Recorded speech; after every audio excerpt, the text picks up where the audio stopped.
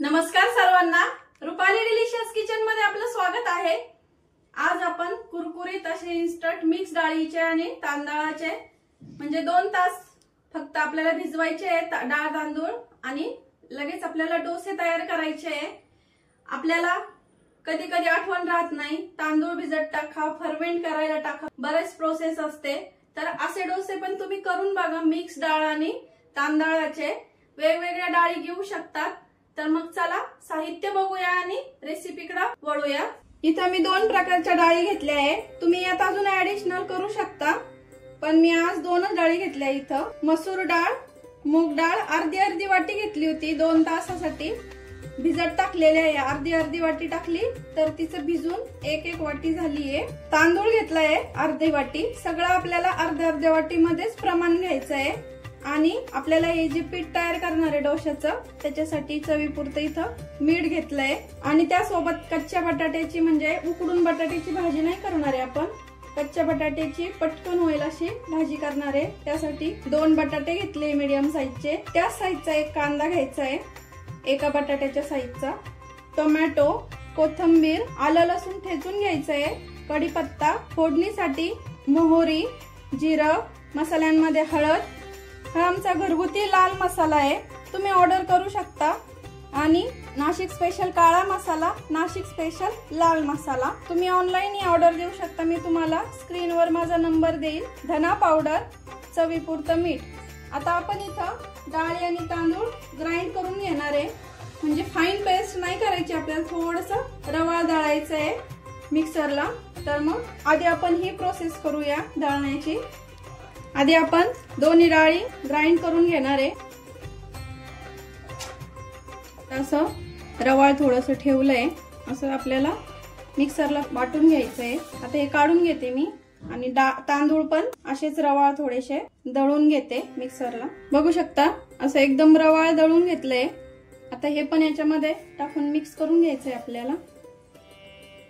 डाळ आणि तांदूळ बारीक वाटण्यासाठी अर्धी वाटी पाणी घेतलंय मी, फक्त जास्त पाणी वापरायचं नाहीये। थोडंसं मिक्सरच्या भांड्यात पाणी टाकून तर मिक्सर धुवून घेणार, म्हणजे पूर्ण आपल्याला अर्धीच वाटी पाणी वापरायचं इथं। डाळ तांदूळ रवाळ का वाटायचे, तर असं कुरकुरीतपणा येण्यासाठी डोश्याला, म्हणून आपल्याला डाळ तांदूळ असे रवाळ वाटायचे। आता मिक्स केलंय, असंच एवढाच घट्ट ठेवायचं आहे आपल्याला। हे पीठ खूप जास्त पातळ करायचं नाही। आता मी भाजीची तयारी करून घेते, बटाटे वगैरे कट करते, कांदे कट करते, तोपर्यंत हे छान भिजेल जरासं। आणखीन कढई गरम करायला ठेवली आहे। किटलीमध्ये जे पळी असते ती 1.5 पळी तेल टाकून घेते इथं। आणि आपलं बाकीचं जे साहित्य आहे ते पण इथं मस्त रेडी करून घेतलंय। तुम्ही तेल कमी अधिक करू शकता। तेल गरम झालंय, मोहरी टाकून घेऊ पाव चमचा, जिरं पाव चमचा, लसूण टाकायचा ठेचलेला। लसूण थोडासा लाल रंगावरती आला का कांदा टाकून घेणार आहे। आता कांदा आपल्याला छान असा ब्राऊन रंगावरती परतून घ्यायचा आहे। कढीपत्ता टाकते कांद्यामध्ये, कोवळा कढीपत्ता आहे त्यामुळे मी कांद्यामध्ये टाकलाय। निब्बर असला तर डायरेक्ट तेलात टाकला तरी चालेल। कांदा आपला छान थोडासा ब्राऊन रंगावरती आलाय। आता आपण इथं आलं आणि टोमॅटो टाकून घेणार आहे। कांदा आणि टोमॅटो छान बारीक कट करायचं। आणि आपण ही भाजी ना थोडासा रस्सा धरून करणार आहे, नॉर्मल, खूप छान लागते जास्त टोमॅटो आणि कांद्यामुळे।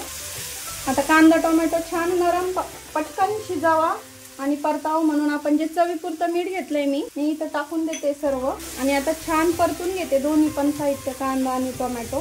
कांदा टोमॅटो आपलं छान परतलाय। आता हा आमचा घरगुती लाल मसाला, बाकी दुसरा कुठलाही मसाला टाकायची गरज नाहीये। हा 1 चमचा टाकलाय, धना पावडर अर्धा चमचा, हळद पाव चमचा। आता मसाले छान परतून घेऊया। बटाटा टाकून घेते। आता बटाटा या कांदा टोमॅटो आणि मसाल्यांमध्ये थोडासा परतून घ्यायचा 2 मिनिटांसाठी। तुम्ही ह्या प्रकारे सुक्का पण करू शकता, खूप छान लागतो सुक्का सुद्धा। थोडीशी कोथिंबीर। आता आपल्याला 1 मिनिटासाठी यावर झाकण ठेवायचं आहे, तोपर्यंत मी पाणी गरम करायला ठेवते। आपल्याला पाणी गरम वापरायचंय भाजी बघू शकता रंग किती सुंदर आलाय, फक्त हा घरगुती लाल मसाला वापरून। आणि आपला बटाटा पण आहे ना वाफेवर अर्धा शिजला आहे। आता आपण पाणी टाकून घेऊया गरम। आणि पाणी टाकताना गॅस कमी ठेवायचा आहे, नाही तर अंगावरती उडू शकतं।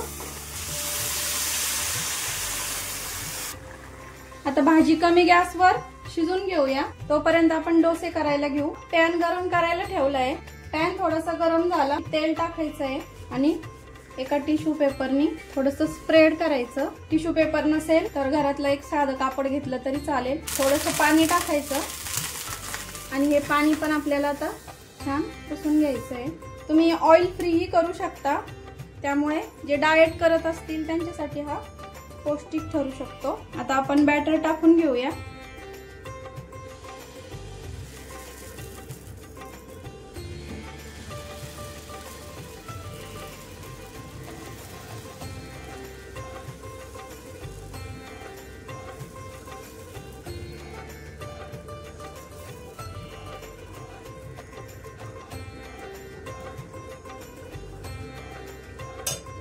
थोडासा सुकला की आपल्याला त्याच्यावर बटर किंवा तेल तूप तुम्हाला जे आवडेल ते टाकून घ्यायचंय। हे जेवरच जास्त आपल्याला जाड जाड दिसतंय ते आपण थोडंसं काढून घेतलं तरी चालतं, त्यामुळे डोसा आपला छान क्रिस्पी तयार होतो। डोसा थोडासा सुकला की आपल्याला याच्यावर तेल टाकून घ्यायचंय, तुम्हाला काय आवडेल ते। मी तेल टाकते आणि आपल्याला याला छान असं कुरकुरीत करून घ्यायचंय आता मीडियम गॅसवरती।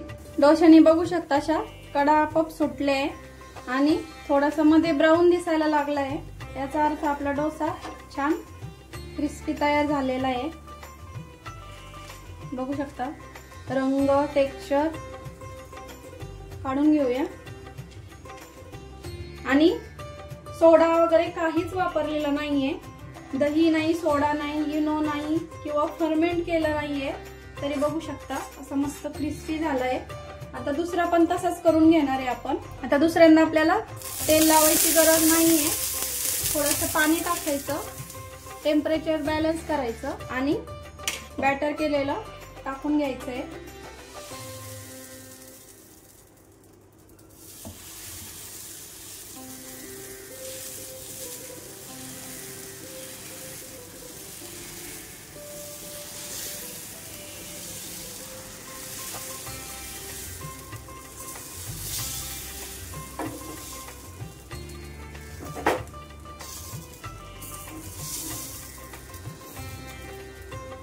आता थोडासा सुकला डोसा की आपल्याला त्याच्यावरती तेल टाकून घ्यायचंय। आता वरच्या साईडने सुकला की आपल्याला इथं तेल टाकून घ्यायचंय। भाजी पण बघूया आता शिजली आहे का, रंग वगैरे बघू शकता किती सुंदर आलाय, फक्त एका मसाल्याने शिजली आहे छान भाजी।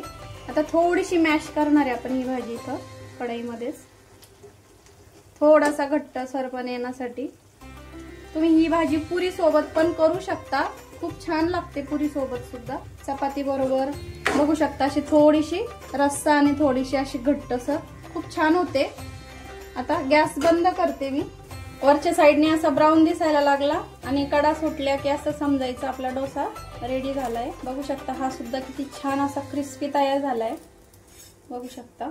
आता बाकी सर्व पण असेच करून घेणार आहे। रंग तर बघू शकता किती सुंदर एकसारखा रंग आलाय पूर्ण। भाजी सर्व करून घेऊया। बघू शकता असे मस्त कुरकुरीत डोसे आणि मस्त अशी चमचमीत अशी बटाटा भाजी, इन्स्टंट, दोन्ही पण इन्स्टंट आहे। बटाटा पण आपण इथं उकडून घेतलेला नाहीये, तर बघू शकता बटाट्याची पण भाजी आणि कुरकुरीत मस्त डोसा, इन्स्टंट कुरकुरीत डोसा आणि चमचमीत अशी बटाट्याची भाजी। नक्की ट्राय करा आणि कमेंट मध्ये नक्की सांगा कशी वाटली रेसिपी तुम्हाला।